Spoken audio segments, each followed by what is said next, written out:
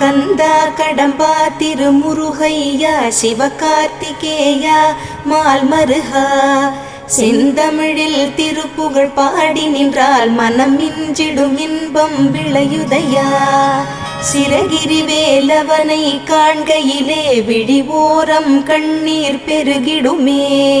கந்த சஷ்டி கவச்சம் போதுவோர்க்கு கந்தன் கருணை என்றும் துணை வருமே. பங்குனி உத்திர நாளினிலே உனை நினைந்தே காவடி சுமந்து வந்தோம்.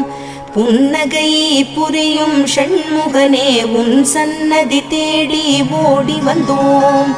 உன் பதம் பணிவது என் தவமே, என் மனதில் நிறைந்திடும் உன் முகமே. ஷண்முக பிரிய குஹ குரு சரவணனே வந்தே இன்னருளை தர வேண்டும்.